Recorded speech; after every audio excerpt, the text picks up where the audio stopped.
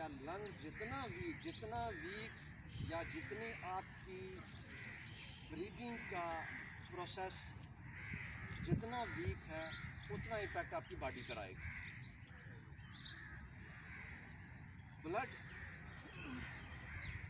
बहुत ज़रूरी है, लेकिन ब्लड तो आप डोनेट भी कर सकते हैं, डोनेशन ले भी सकते हैं, लेकिन लंग्स आपके काम ना करें, आपका हार्ट काम ना करे तो वो ब्लड किसी काम का नहीं है। आप ब्लड तो डोनेशन ले सकते हैं, ख़रीद सकते हैं, कोई आपको रिश्तेदार दे सकता है, दोस्त दे सकता है, लेकिन लंग्स की परफॉर्मेंस आपको कोई नहीं दे सकता, वो आपको खुद अचीव करनी है। तो ख़ास तौर पर आजकल वायरस का दौरा है, कोई भी वायरस आपके लंग्स पर ही अटैक करता है, चाहे वो कोरोना वायरस हो, फ्लू का वायरस हो, तो आपके लंग्स को ज़्यादा मुतासर करता है। तो यूट्यूब पर भी बहुत सारी इस तरह की इंफॉर्मेशन भी है, और लंग्स को की परफॉर्मेंस बेहतर करने के लिए, ऑक्सीजन का इनटेक बढ़ाने के लिए बहुत सारी टिप्स दी गई हुई हैं, बहुत सारी आपको पोजेज बताए गए हैं, बहुत सारी एक्सरसाइजेज बताई गई हैं। तो अगर हम उनमें से सिलेक्टेड 2-4 अपनी रोज़मर्रा ज़िंदगी में या ये एक्सरसाइज के दौरान उसको अपनी एक्सरसाइज का पार्ट बना लेंगे तो हमारे लंग्स की परफॉर्मेंस बढ़ सकती है।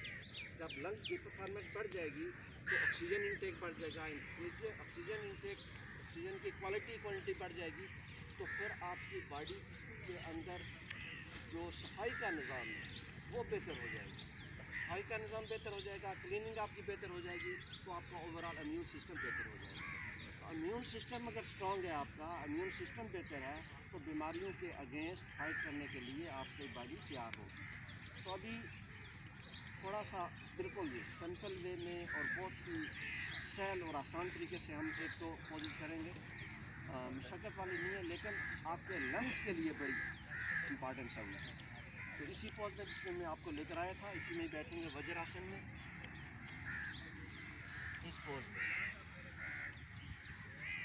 हमारा जो चेस्ट वाला पोर्शन है ये हमारे हिप जॉइंट और हमारे लोअर एब्डोमेन से अगर लेवल में नीचे होगा किसी भी पोज में, जैसे हम सजदे के पोज में जाते हैं, सजदा जब करते हैं तो हमारी चेस्ट हमारे इस पोर्शन से नीचे होती है। नतीजे के तौर पर ब्लड का फ्लो क्या होता है वो इन्हीं आपके आर्गन की तरफ होता है, उनकी परफॉर्मेंस बढ़ती है। अभी हम स्टार्ट करेंगे कैट एंड काउ से। बड़ा अच्छा पोज है ये। इस तरह से आएंगे, दोनों आँखों को, बाजू को 90 डिग्री शोल्डर से अलाइन करते हुए, बिल्कुल शोल्डर से आपका अगर रिस्ट जॉइंट है और शोल्डर का जॉइंट है बिल्कुल एक लाइन में होना चाहिए। नी के दरमियान और हाथों के दरमियान बिल्कुल मुनासिब गैप हो, ताकि आपके बाजू सामने से साइड से टेढ़े ना लगे, बिल्कुल स्ट्रेट हो। इस पोज में रहते हुए हम सांस को फोर्सफुली बाहर निकालेंगे और हेड को नीचे ड्रॉप करते हुए स्पाइन को ऊपर की तरफ आर्च बनाएंगे, ऊपर खींचेंगे। फोर्सफुली बेली को बिल्कुल खाली करें, चिन को चेस्ट के साथ ले जाएं। इनहेल, सांस को अंदर भरें, पूरे एब्डोमेन में भरें और हेड को ऊपर रेज कर लें, head up. Exhale, head down, arch बनाएं। Inhale, up. Exhale, head down, arm को स्ट्रेट रखें, हेड को नीचे करते हुए, आर्म में बेंड नहीं आना चाहिए। Inhale, up. क्योंकि सब जब सर नीचे करें तो आर्म बिल्कुल स्ट्रेट है, मुझे देखें आप, आर्म बेंड नहीं हो रही, ऐसे नहीं हो रहा। एक्सीलेंट, बैक बेन को जो है ना वो बनाए, आर्च बनाए। Inhale, up. Exhale, down and relax. वापस वज्रासन में आ जाएंगे। पाँव को एक तरफ राइट साइड पे टर्न करेंगे और राइट शोल्डर से घूमकर अपने पाँव को देखने की कोशिश करेंगे और स्पाइन को पुश करेंगे दूसरी तरफ। सेंटर से स्पाइन का कर्व राइट साइड पर बनेगा। Inhale, centre, exhale, left. पाँव को भी लेफ्ट मोड़े, लेफ्ट शोल्डर से पाँव को देखने की कोशिश करें, लेकिन फोकस आपका आपकी स्पाइन पर हो, आपकी स्पाइन किधर दब रही है, किधर पुश हो रही है। Inhale, centre, exhale, right. center, exhale left,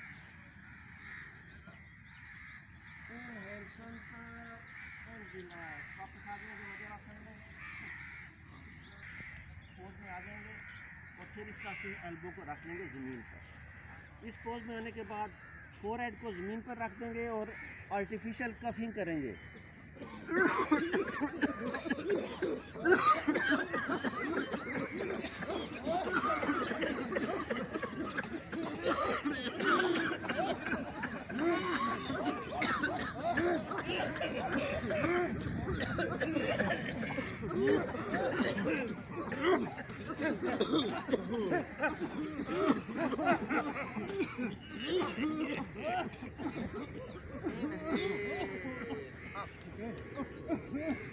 भी आपके एयर बॉल्स हैं लंग्स के, वो एक्टिव हो जाते हैं और 100% ऑक्सीजन लेने के लिए तैयार हो जाते हैं। तो ये अगर हम एक्टिविटी रोज़ाना कर लिया करें ये कफिंग की इस पोज में आकर, तो आपकी परफॉर्मेंस लंग्स की एटलीस्ट डबल हो जाएगी। और अगर डबल हो जाएगी तो आपका जो वायरस का अटैक है उसके चांस रिड्यूस हो जाएंगे, और अगर जाएंगे भी, कोई वायरस चला भी जाएगा तो वो आपकी इसी एक्टिविटी से निकल जाएगा, ख़त्म हो जाएगा। तो 2-3 इसके स्टेप हैं, वो करके दिखाता हूँ, अगर हो सके तो वो कर लीजिएगा। इस पोज में आएंगे, इस पोज में आने के बाद आर्म को मैक्सिमम पुल करते हुए सामने की तरफ ले आएंगे 1 बाई 1 इस तरह से ले आएंगे और फोरहेड को ज़मीन पर रखेंगे। ये आज आपकी पुल है फॉरवर्ड और आपकी एल्बो ज़मीन से ऊपर है, आपका फोरहेड और आपका नोज़ दोनों ज़मीन के ऊपर है। यहाँ पर आप स्पाइन को ढीला छोड़ेंगे। देखिए ऐसे मैंने पुल करके ऊपर जो है ना वो डेली अनकॉन्शियसली मेरी स्पाइन ऊपर है, तो इसको मैं ढीला छोड़ूंगा कॉन्शियसली। कैसे ढीला छोड़ूंगा? ये ढीला छोड़ दूंगा। ये मैंने रेज की हुई है, ये ढीला छोड़ दिया। तो इस पोज में आते हुए आप ब्रेथ लेंगे चेस्ट में और हर ब्रेथ होल्ड के ऊपर बॉडी को ढीला छोड़ेंगे। ये हर ब्रेथ होल्ड पर बॉडी को ढीला छोड़ेंगे और ब्रेथ लेंगे आप चेस्ट में, बेली में नहीं भरेंगे। आपके इंटेस्टाइन का झुकाव आपके डायफ्राम की तरफ होगा। ये आपकी आर्म बिल्कुल पुल हुई होंगी। तो नेक्स्ट स्टेप में हम क्या करेंगे, फोरहेड को रेज करेंगे और चीन को ज़मीन पर ले आएगी। जब चीन ज़मीन पर आएगी तो एल्बो भी ज़मीन पर आ जाएंगी। ये एल्बो भी ज़मीन पर, हाथ ज़मीन पर, चिन ज़मीन पर। अगर ये हो सकता है ठीक है, वरना आप सिर्फ फोरहेड ज़मीन पर रखेंगे। तीसरे स्टेप में हम चेस्ट को भी ज़मीन पर ले आएंगे। चेस्ट को ज़मीन पर कैसे ले आएंगे कि आस्ते आस्ते बॉडी को थोड़ा आगे स्वैप करेंगे, ये चीन चेस्ट ज़मीन पर।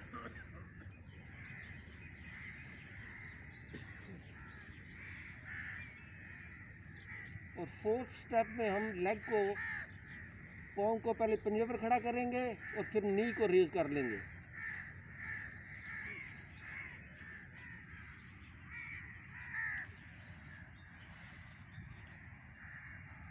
ये 1 बाई 1 अगर हम कर लें इस पोज को, तो एक तो हमारे लंग्स, हमारे हार्ट, हमारे फेसल्स, आईज, हमारे एयर्स, जितने भी हमारे चेस्ट से ऊपर के ऑर्गन्स हैं, उनकी तरफ ब्लड का फ़्लो बढ़ेगा। ब्लड का फ़्लो बढ़ेगा तो ऑक्सीजन जाएगी, तो ऑक्सीजन जाएगी तो आपका हर एक सेल एक्टिवेट हो जाएगी। और दूसरे नंबर पर आपकी स्पाइन पर रिवर्स इम्पैक्ट इसका आता है। नॉर्मल हम जब बैठते हैं, कोई भी काम कर रहे होते हैं, चाहे ऑफिस में कर रहे हैं, घर में बैठे जो भी कर रहे होते हैं, तो हमारे हेड के झुकाव की वजह से हमारी स्पाइन के ऊपर जो कर्व बनता है वो पीछे की तरफ आता है। हमेशा इस पर इम्पैक्ट बैकवर्ड होता है।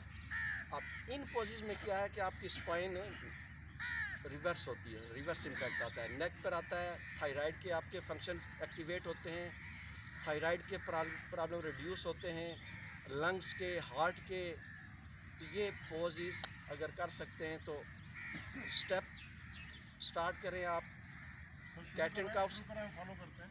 देख लिया हम सब ने, अब आप शुरू कर रहे हैं तो फॉलो। राइट हैंड को रेज करते हुए, पुल करते हुए मैक्सिमम आगे ले जाएंगे, लेफ्ट को आगे ले जाएंगे और फोरहेड को ज़मीन पर रखते हुए, फोरहेड को, नोज़ को ज़मीन पर रखते हुए ख्याल रहे कि एल्बो ज़मीन से ऊपर हो।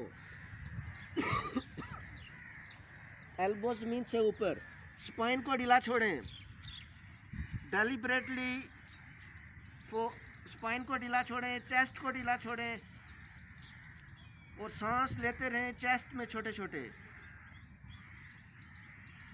हर ब्रेथ आउट पर स्पाइन को ढीला छोड़ें।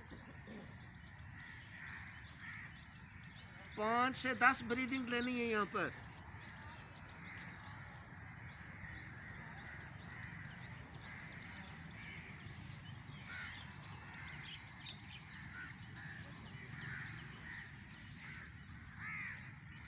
राइट को थोड़ा सा स्वाइप करेंगे आगे और चिन को जमीन पर ले आएंगे, चिन को जमीन पर ले आए,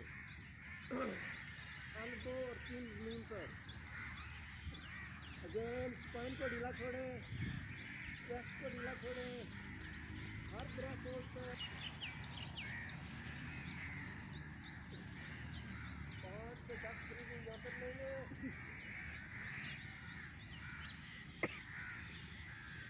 बॉडी को थोड़ा सा एडजस्ट करते हुए चेस्ट को जमीन पर ले आए, चेस्ट और चिन दोनों जमीन पर।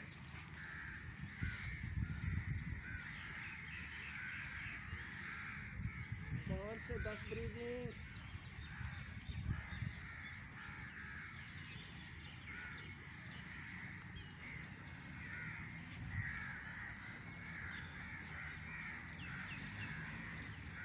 एल्बो पर बॉडी को लाते हुए रेज कर लेंगे एल्बो पर और आहिस्ता आहिस्ता पीछे की तरफ, और राइट लेग को फोल्ड कर लें, लेफ्ट चीक को हाथों पर राइट लेग को फोल्ड कर लें और कोशिश करें मैक्सिमम बॉडी आपकी ज़मीन के साथ अटैच हो, मैक्सिमम बॉडी ज़मीन के साथ attach. Chest, belly, pelvis area, left hip joint, thighs, knees, calf, आपके पाँव, मैक्सिमम बॉडी पार्ट ज़मीन के साथ अटैच। सांस पर फोकस करें और रिलैक्स करते जाएं बॉडी को, हर ब्रेथ आउट पर रिलैक्स करते जाएं।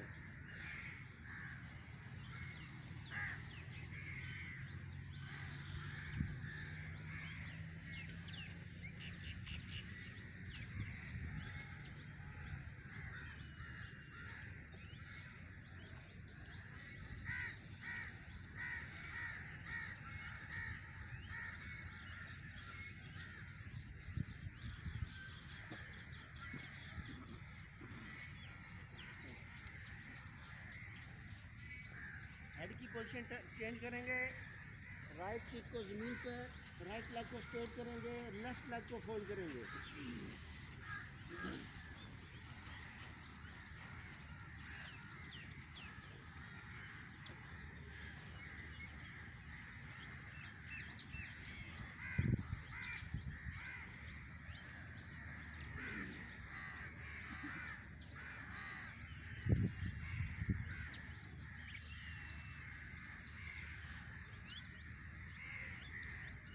दोनों हाथों को आप शोल्डर के नीचे रखेंगे और आहिस्ता आहिस्ता उठ जाएंगे।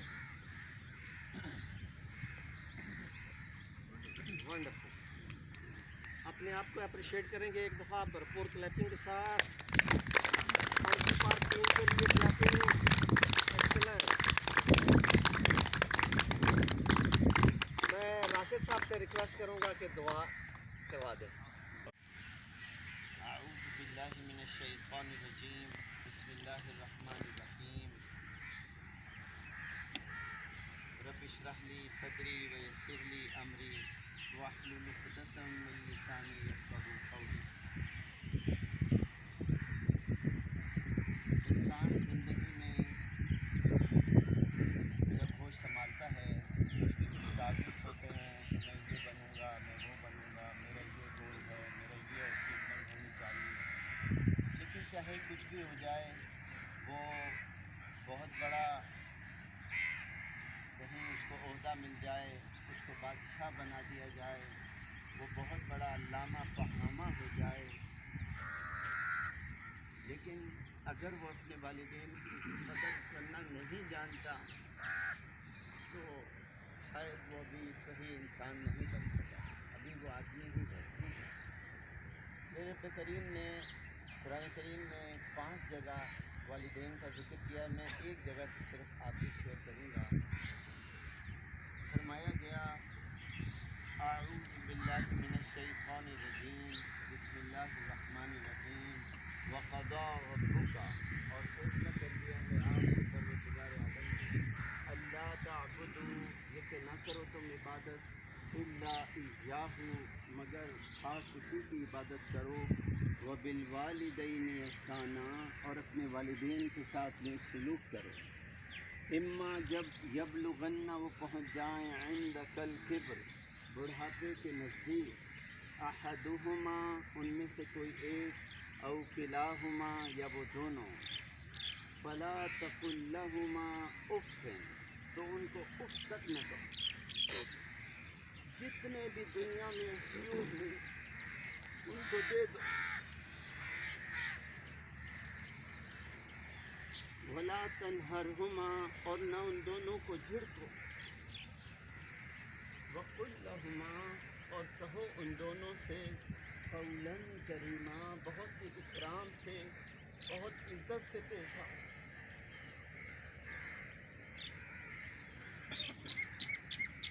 इंसान के लिए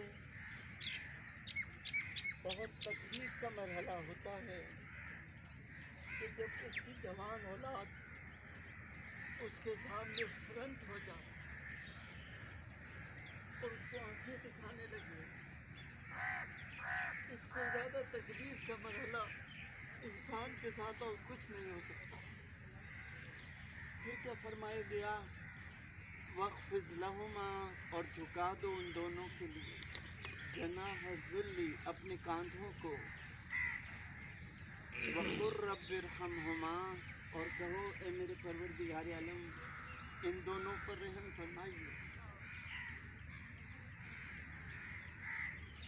कमा रब्बयानी सग़ीरा, जैसे कि इन्होंने मुझे पाला जब मैं छोटा था।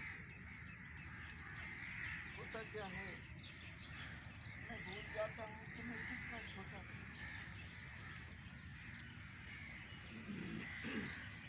ये दुआ है, हमें अपने वालिदैन के लिए वक्तन फ़वक्तन करते रहना है। रब्बिरहमहुमा कमा रब्बयानी सग़ीरा, ऐ मेरे परवरदिगार आलम, इन दोनों पर रहम फरमाइए जैसे कि इन्होंने मुझे पाला जब मैं छोटा था। दुआ कर लेते हैं, हमें से जिनके वालिदैन चले गए हैं उनके लिए मग़फ़िरत की दुआ, और जो हयात हैं अगर, तो उनके लिए सेहत की दुआ कि अल्लाह पाक उनके ऊपर रहम फरमाइए। रब्बिरहमहुमा कमा रब्बयानी सग़ीरा, ऐ मेरे परवरदिगार आलम, हमारे वालिदैन पर रहम फरमाइए जैसे कि इन्होंने हमें पाला जब हम छोटे थे। कि आपके और हमारे हबीब सल्लल्लाहु अलैहि वसल्लम ने फरमाया है कि तुम्हें जो रिस्क मिलता है तुम्हारे घर के कमज़ोरों की वजह से मिलता है। इन्नमा युरज़क़ूना दुअफ़ाअकुम, हम ये समझ रहे हैं कि मैंने स्ट्रगल की, मैंने कुछ किया, कुछ भी नहीं। सारा का सारा मामला ही कुछ और है। इन्नमा युरज़क़ूना दुअफ़ाअकुम, बात यह है कि तुम्हें जो रिस्क मिलता है तुम्हारे घर के कमज़ोरों की वजह से मिलता है। तो मेरे पे करीम, हमारे वालिदैन में से अगर कोई गुज़र गए हैं तो उनकी मग़फ़िरत फरमा दीजिएगा, और जो हयात हैं तो हमें तौफ़ीक़ अता फरमाइएगा कि हम उनके ऊपर शफ़क़त का हाथ रख सकें। और दुनिया के जितने भी एक्सक्यूज़ हैं इनको दे दिए जाएँ कि कोई हर्ज नहीं, मेरे वालिद हैं, मेरी वालिदा हैं। रब्बिरहमहुमा कमा रब्बयानी सग़ीरा। अल्लाहुम्मा सल्लि अला मुहम्मदिन व अला आलि मुहम्मदिन कमा सल्लैता अला इब्राहीम व अला आलि इब्राहीम इन्नका हमीदुम मजीद। व सल्लल्लाहु तआला अला खैरि खल्क़िही मुहम्मदिन व आलिहि व अस्हाबिही। आमीन।